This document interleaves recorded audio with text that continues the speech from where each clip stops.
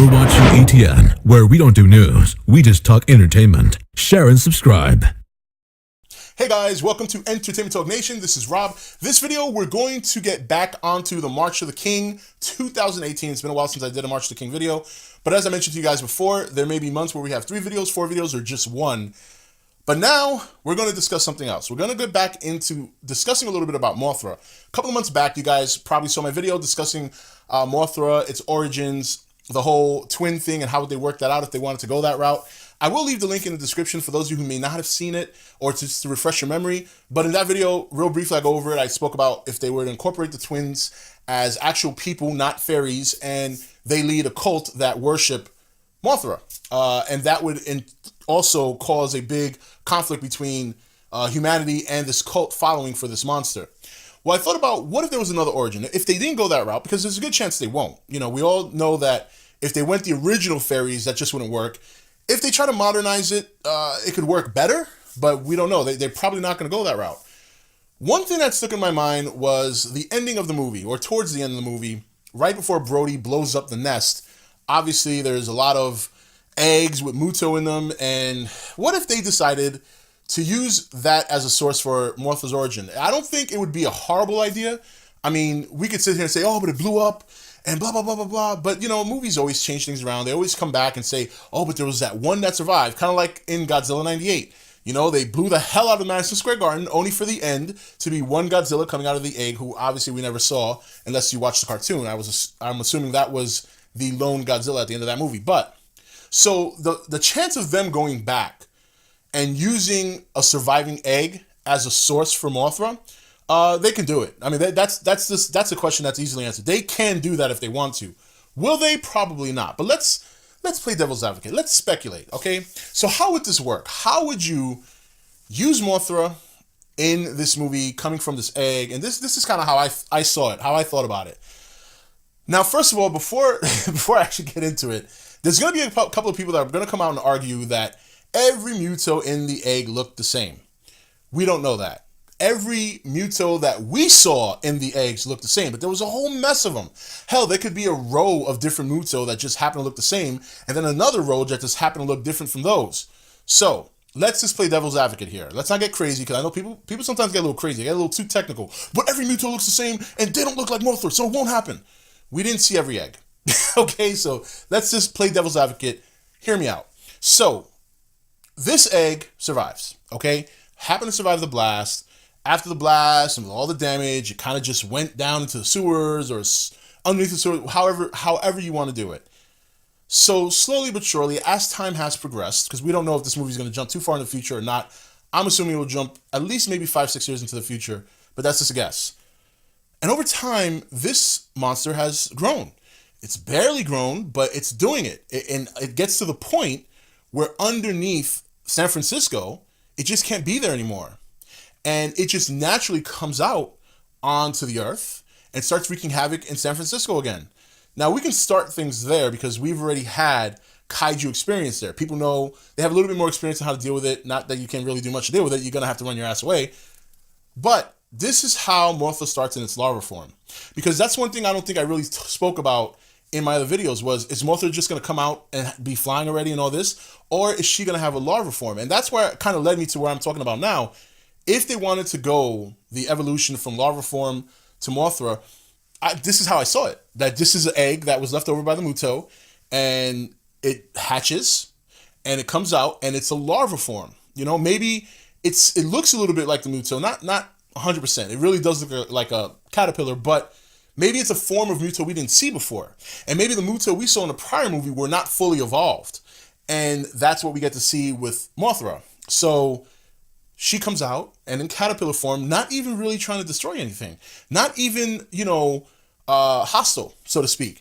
You know, kind of think of it like Cloverfield. Like the way they explain Cloverfield, that it was just almost like a lost monster looking for its mother. Not that it had a mother. I don't want to start that whole discussion again. But just that it's lost. And Mothra would be no different.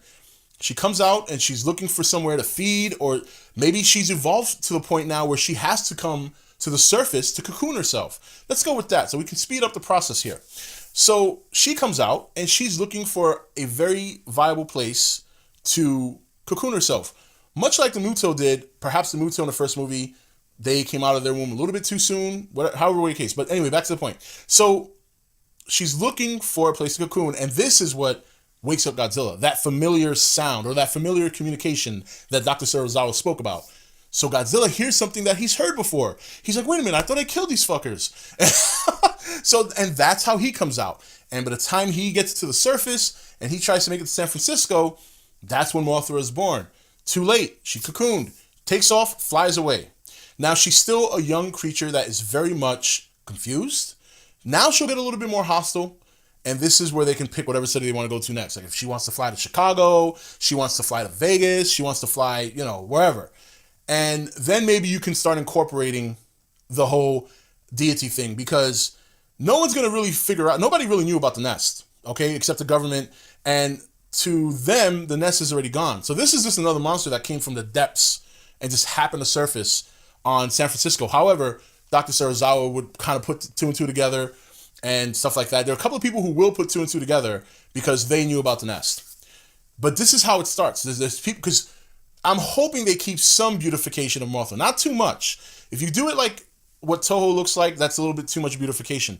But it's got to be like an eerie, evil kind of beauty, Put nice colors in there, but, surrounded with some dark color. I can't really explain how I am envisioning it, but it's a very dark and beautiful looking creature that seems majestic to some people and terrifying to others. And that's when you can maybe incorporate, like what I said with the idea of the twins and stuff like that I did in my video way back when. I think that was in September I did that. That was a while ago. So you can do that, and now you have everything you need. I mean, again, this is speculation. This is just me throwing out my ideas, how I would do it. Obviously, not everyone's going to agree with it. Most people won't. That's fine.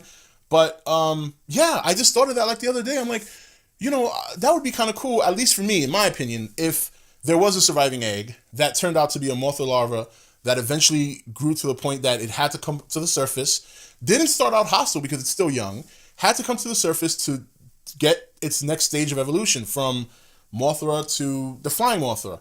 And, I always thought that in the sequel, even though we know these monsters as Ghidorah, Mothra, Rodan, whatever, I still felt that they would designate them as Muto because either maybe they come from the Muto, like what I'm speculating here, or because that may be the only way for them to define them. They know Godzilla is a different species, but they don't know if the Muto have like connections with, I don't want to say connections, but they don't know if the Muto may look different, from one Muto to the next. They don't even know their real names. That's just a designation. So there's still a lot of mystery surrounding the race of the Muto. And when you consider just how much like insects the Muto did look like, how similar, it would only, to me, be, natural for them to assume Mothra would be a Muto as well. She flies. She looks very much insectoid, whatever. And so there's a chance that could happen too. We don't really know, but that was just something I thought, like if I was completing a sequel that surrounded Godzilla versus Mothra for Legendary, and I wanted to incorporate the twins, and I wanted to incorporate the larva form of Mothra, as well as the evolution to the flying Mothra, I think this is the best way I could come up with doing it. Put the twins in there as regular people who are the leaders of a cult who look at Mothra as a majestic creature while others look at Mothra in fear. Make Mothra look very beautiful in a very dark way. A very, like, you're either on one side or the other. Either she's beautiful to you and you look at her as majestic, or she just looks evil. But she has a very regal look to her almost. And then use the leftover egg as, and I know that's cliche. I know people, that's cliche. I understand that. But again, we're trying to incorporate these monsters into a different setting from Toho, and you have to use some of the resources that you might have left off in the prior movies. So, but anyway, that's my thought. So Marvel, I'm still got Marvel in mind. Mothra, born from one of the many eggs from the female Muto, is still alive, unbeknownst to everyone. When she finally surfaces to get to her next stage of evolution, because she is Muto related, that communication is very recognizable to Godzilla. That's what wakes him up again for a second round. By the time he gets to her, they have a little battle, but she flies now. She's a little bit more advanced than her father, and she can fly at higher speeds, maybe a higher height.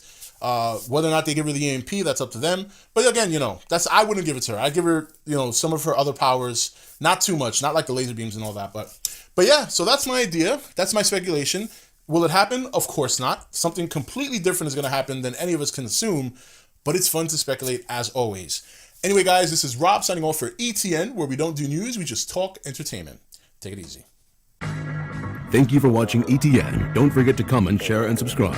Join the nation's Facebook page to meet other subscribers or visit ETN's Facebook page and Twitter page. Links for all are in the description.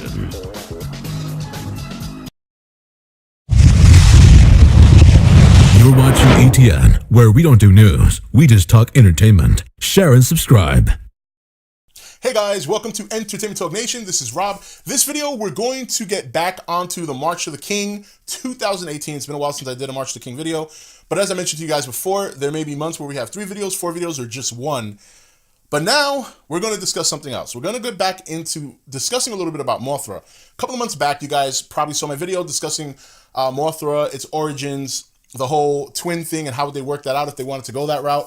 I will leave the link in the description for those of you who may not have seen it or just to refresh your memory. But in that video, real briefly, I go over it. I spoke about if they were to incorporate the twins as actual people, not fairies, and they lead a cult that worship Mothra.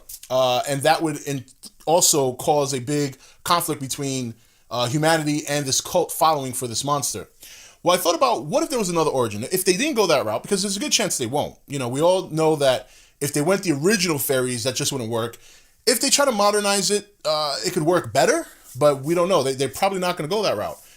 One thing that stuck in my mind was the ending of the movie, or towards the end of the movie, right before Brody blows up the nest. Obviously, there's a lot of eggs with Muto in them, and what if they decided to use that as a source for Mothra's origin? I don't think it would be a horrible idea.